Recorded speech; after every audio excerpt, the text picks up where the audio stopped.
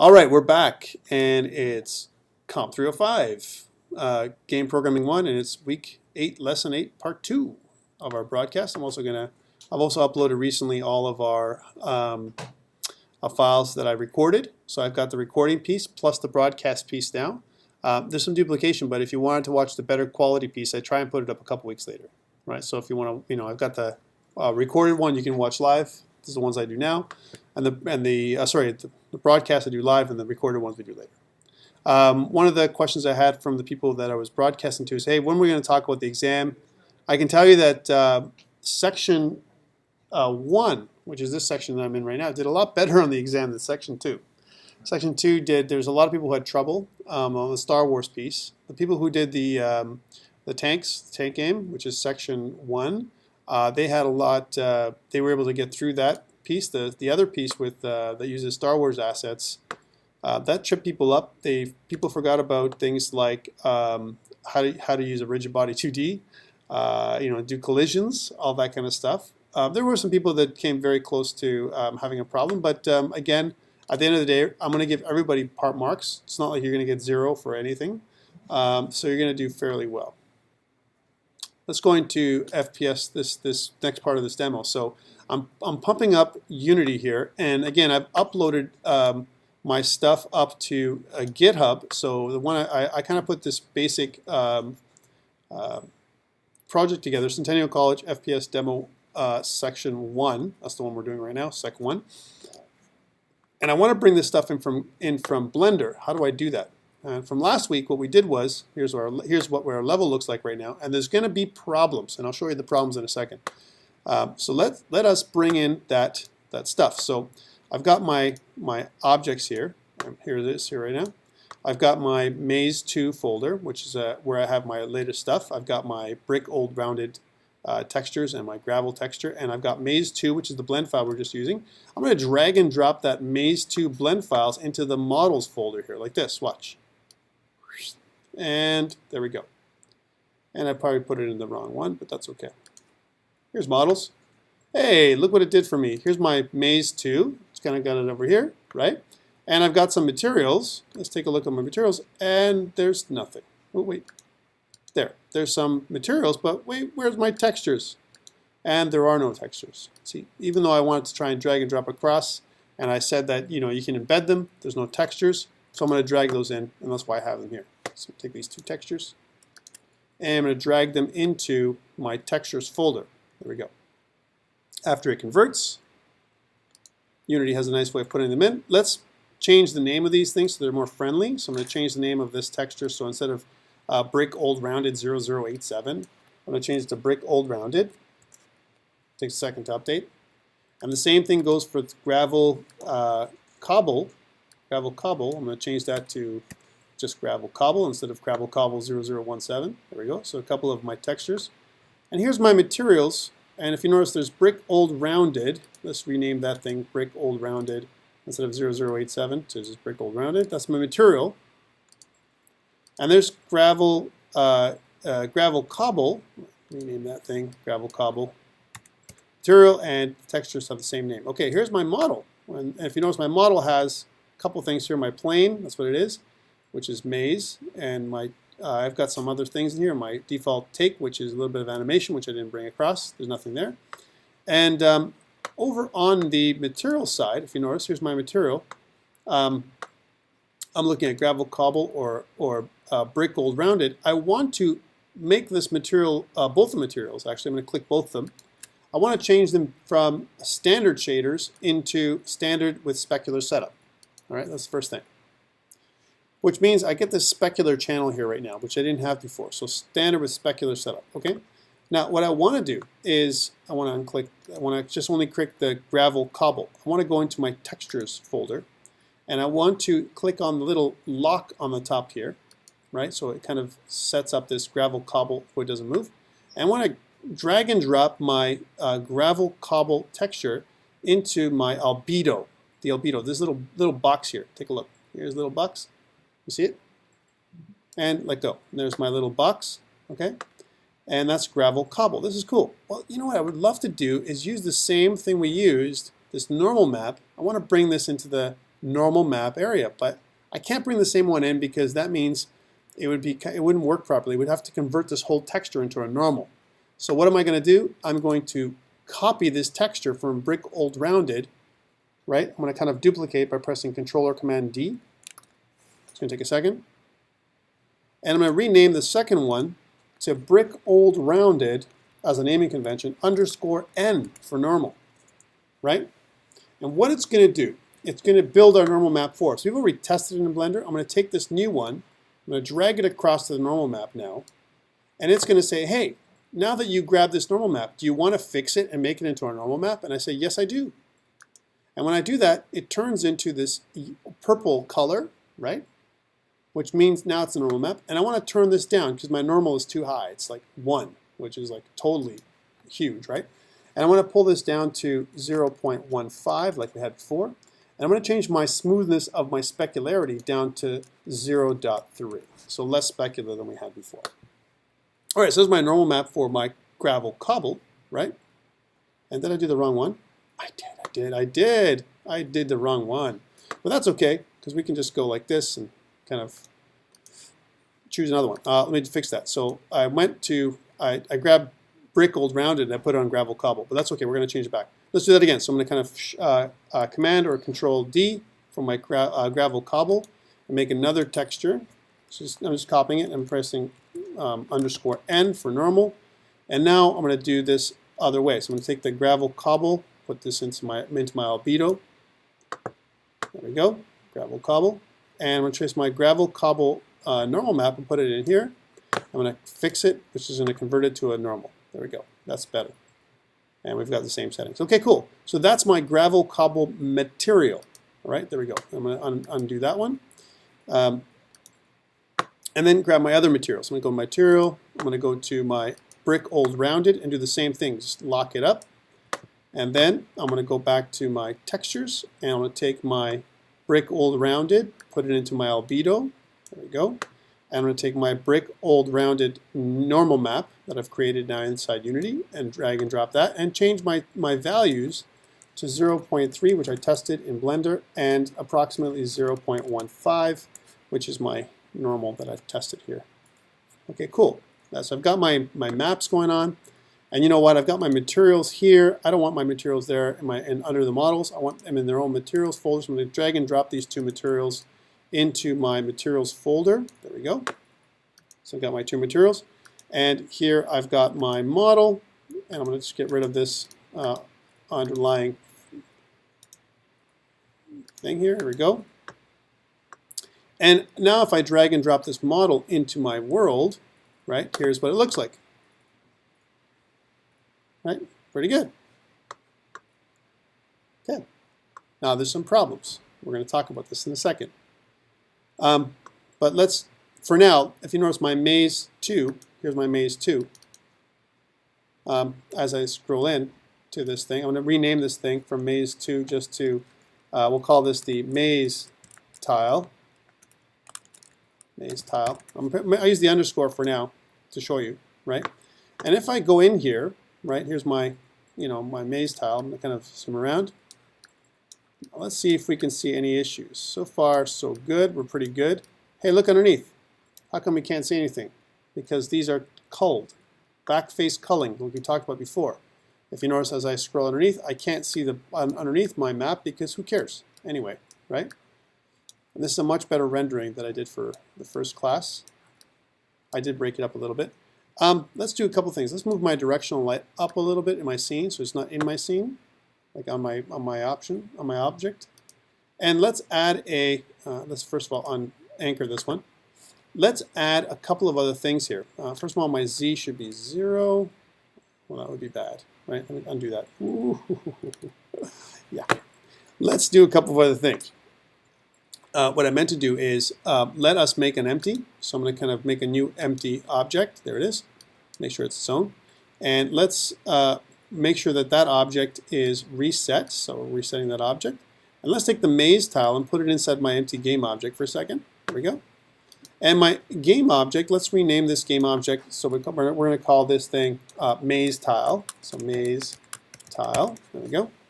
And I want to add a collider right, to my maze tile. That's not the actual object, but the actual model that I have that's underneath the object, right? I want to have a collider to this one, and I'm going to click Add Component, Physics. And now here's a question. Should I add a box collider, a sphere collider, a capsule collider? None of these work. The best one, of course, is Mesh Collider. But Mesh Collider is really expensive. So there's going to be some stuff we have to try and do to fix this. Okay, cool. So this is my Mesh Collider. And then, so I've got that piece in there as well. And it looks pretty good. I don't like my Skybox. That's not cool. But of course, the way I look at that is through my camera. I don't have a camera on the scene right now because I've deleted it. Because what I've done is I've killed my player. Let's import some standard assets. So I'm going to go File, or Assets I mean, Import Package. And I'm going to import my characters package. And I don't want everything here. I definitely don't want my, I want my first person controller, so I want that one. I don't want my roller ball, so get rid of that one. And I don't want my third person character right now. I want to get rid of that one. By the way, tomorrow I'll be talking about giving you guys assignment number 3 and your final project, where the assignment number 3 will have an option to do either an FPS or first person perspective FPP kind of game, or a third person kind of game for assignment 3. Okay, that's one. And the second thing is, so I've kind of got these objects here. So I'm just unclicking the roller ball and third person character and pressing import. It's going to import them into the world, and if you notice, it puts them under something called a folder called Standard Assets that I'm going to rename, because I don't like that name. I'm going to rename this Standard Assets folder into another folder that I'm going to call Imported Assets, because I like that name better. Imported Assets, and it's going to re-import them in a second. There we go. And I have my character in there, so I'm going to go into Imported Assets, into Characters, into First Person Character, down into Prefabs, and I'm going to click my FPS Controller Prefab and bring it into my scene. There we go. And I'm going to rename this thing as Player, so choose Player, and I'm going to also tag it as a player. There we go. And let's just collapse all that stuff really quickly. Now that I have my player prefab, let's make this a little smaller. Let's frame select it. So we're way over here. We just reset it to where it's supposed to be in the middle, and frame select it back in. Oh, there it is. It's inside a wall. That's not cool. Let's bring him outside the wall. So kind of in here, and we'll lift him up so he falls a little bit. There we go. There's my option. So I have in my player, I have my first person character. That's actually what it is a camera. And I want to change this to, I'll rename this to a player camera. That's what it is, right? Right now, what it's doing, my player camera, if you notice the preview right here, it's rendering a skybox, right? Which I don't want. At least not this skybox, right? So for now, let's make the background, let's change this background to, from skybox to solid color, right? And we're going to make this solid color close to black for now. All right, cool. So we got the solid color that's black. Let's play and see what I get, right? So, hey, okay, here we go. And if you notice as I walk, right, I can jump. So if I go jump, oh, okay, okay. And then we're going here. And if you notice, I can walk around and see my entire scene. Now this is a pretty small tile, even though it's 16 by 16 meters, it's pretty small. So what do I do to make it a little better? First of all, let's change our aspect to free aspect for now, just to make it so it's big. And what I'm also going to do is I'm going to maximize on play so you can see the whole thing a little bit better for you guys. I'm going to scroll out here, right? So I'm going to scroll out. This is where my character begins, but what I want to do is I want to make this maze tile right here, I want to make it into a prefab, right? So I'm going to kind of take this maze tile and I kind of go into my prefabs folder and pull it in like this, right? So if I've done everything correctly, I should be able to do this. There's my maze tile. Well, now that I've got this as a prefab, I can pull it back into the scene by just drag and drop it back in, right? Okay, well, what's happened is I've got my maze tile on top of my maze tile, and you can't see. So what I want to do is I want to kind of grab this maze tile and move it to one direction over here. This is cool. Hold on. This is the neat part. And the thing is, I wanted to kind of connect with this piece exactly. How do I do that? Well, I got to click the V key, right, which is Vertex Select. I'm going to go right to the corner here. I'm going to kind of drag and drop this so it snaps. So it's going to be vertex snapping. Now this is what it looks like. It's kind of snapped to the top, right? That's not what I wanted. Undo. What I want to do, first of all, is change my X position to 0, right? And if you notice, as I'm pulling, I want to pull my X out again just for a second. And I want to change my view so that way I can do Vertex Select mode a little bit cleaner. So I'm going to kind of go out here. I've got my thing. I'm going to press the V key right to the vertex and then snap. Now it looks like this. Now this is the problem. Look, I'm closed here, right? So I can't have that. So what I want to do is I'm going to rotate this thing by 90 degrees. So I'm going to go to, let's say, around the y-axis by 90 degrees, and then it looks like this. Take a look. Okay, cool. So that got my way of making more tiles. So I've got my main tile, which is right here, right? And I want to add some more tiles around it. So I'm going to grab this tile, and I'm going to Shift D or Command or Control D to duplicate. I'm going to pull this one across here like this, and I'm going to scroll out, Vertex Select Mode V, grab this bottom vertex here and snap it in. Right now it's a little bit messed up, so I'm going to rotate it. And again, you'd be more strategic when you make your tiles. I made mine that have edges and enclosed corners. You wouldn't have to do that. So let's rotate this tile so 180 degrees this time. So it's like an opening like this. You see now there's a bit of a maze, right? And we're going to do this. We're going to Shift or Command Control D for this one, Control D, and I'm going to grab this one and pull this over here. And again, I'm just going to move my view so we can see the tile a little bit nicer. I'm going to kind of go in there and let's pull this out a little bit so you can see the thing. I'm going to press V for Vertex Select Mode right this corner into this one. Now you have to be very careful here because otherwise, like how I just did it, you're going to see that it's too high, right? So now let's make sure that you're not snapping to the wrong side, right? So here that's pretty good, right? And you know it's pretty tight in these corners here, so I'm probably going to want to rotate this by 90. Let's see. How about minus 90? And again, one of these rotations might be the right way. There we go. See how that looks. That's not bad. All right, so there you go. So they've kind of a brick of tile. Well, guess what I can do now? Now that I've got this one, right, I can select all these, right? So I'm going to bring this up here just to make it easier for me to select all these things, make my player up here. So I'm going to grab all these ones, right, all these tiles together, and I'm going to Command or Control D to duplicate them all. There they are. And now I'm going to pull these out over here, right, where I can expand my maze by pressing V for Vertex Select Mode to the bottom corner and snap it in, snap to. So now I've got a much larger maze and no time. That's the way I'm going to do procedural maze generation, but I'm going to do it with code as opposed to me doing it like this. We have to be a little bit more strategic about how we make our tiles. I may have to give you one that works, and you can create your own maze, if you will, pretty quickly. Okay, so this is cool. Let's check it out. Let's try this out with a player and see what changes we can make before the day is done. So I'm going to press play. All right, so there's my maze, and we'll run through it. It's pretty tight there. And again, there's some adjustments we could have made. Right, a lot better than I did in the first class. But you can, as you can see, I'm at that end. Let's see if I can go through this. It's pretty good. And you can see that I can get thoroughly lost, and if I fall, I'm down into death. Okay, so that's how it goes.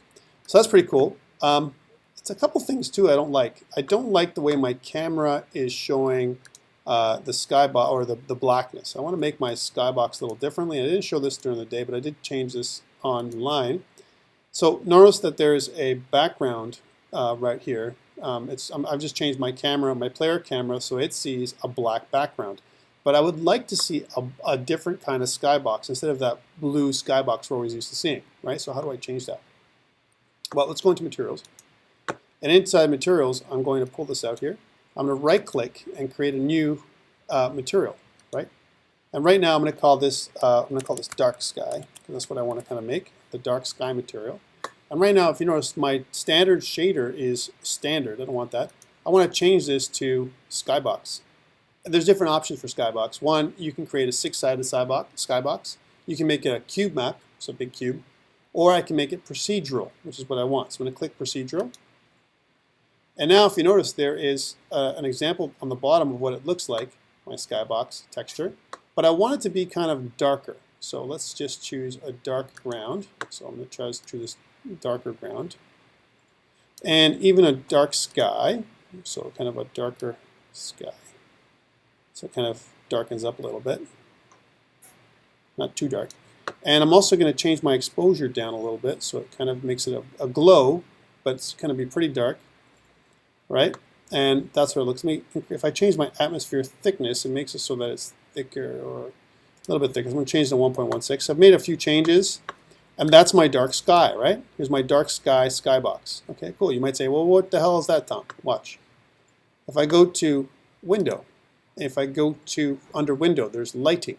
If I click Lighting, I can choose under my lighting, my default Skybox is no longer my default Skybox. I can choose the little circle select right here on the right, and I can choose my dark sky as my sky, which changes everything around, right? There we go.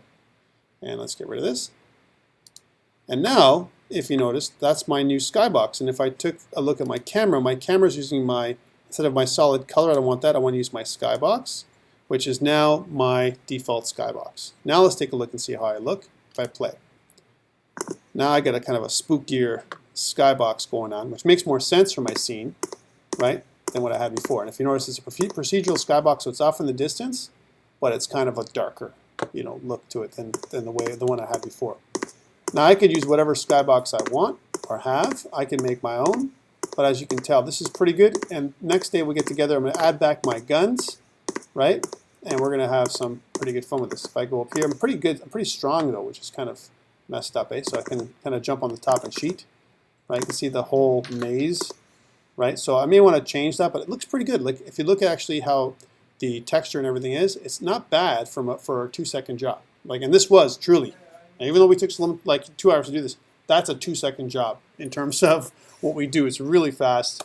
It's not professional by any means, but it's a good view on how we can create some simple textures to make your games a little bit more interesting. They're not perfect by any means, but you know, and now look at that. I can jump. Maybe what I want to do is I want to, you know, produce a roof, or maybe some of these, instead of it being simple as this, I could add to them by adding other pieces of the building, railings, different kinds of, we can decorate this thing, and we will. As we go on, I'm going to add more and more stuff to it, like things like tubes and all kinds of other stuff we're going to add to this thing to make this thing our own. And we're going to generate the pickups randomly along with a procedural generation, right, where it can appear. Once we know what our standard tile is going to be, I'm going to create some standard spawn points for pickups that they're going to appear. We're going to pick one of those pickups as we generate procedurally generate this stuff, so that it's going to be some random position where the pickup's going to be inside of our tile. It's not bad for what we've done. This is our beginning, and we're going to continue to set this up next time with some extra stuff. What I'm going to do is I'm going to try and give you some other assets to use, some guns, as opposed to making one. We'll just get a gun. We can do things in a couple ways. We can get them from Blender, because there's a lot of free assets out there. We can import into Blender with some kind of texture map and bring them in, or I can give you some stuff that you can use. So for now, I'm going to save the scene. I'm going to save the project, and I'm going to just get out of here on Unity. And for you guys to have what I have, so you can test it out for yourself, I'm going to git add dot, which adds everything, git commit -m, and I'll say added, basically added everything to the scene. Textures, models, and player to scene. There we go. And then git push origin master. So you should have all that. Any questions around this stuff? Again, all we've done, that's pretty good. I mean, I pushed up like 5 megs just now, right? But all we've done today is kind of create this world. And again, this is one piece that we've got to make. If I go into assets, if you notice here, it kind of takes care of the models and the prefabs and the textures. They're all here for you guys, where you can go and grab them. They've already been made into normal maps. And think about a normal map as just a review. We've talked about textures and materials. Materials is the container. That you have shaders, you have how it reflects light, how it casts shadows, how it receives shadows, all that stuff. The texture is applied to the material, right? On top of the material, it has this textural look to it, an image. And then we can make the texture into a normal map. We can actually create it through Photoshop, or we can use Unity to do it like we just did, to create almost like this three-dimensional bump effect, or bump map, if you will.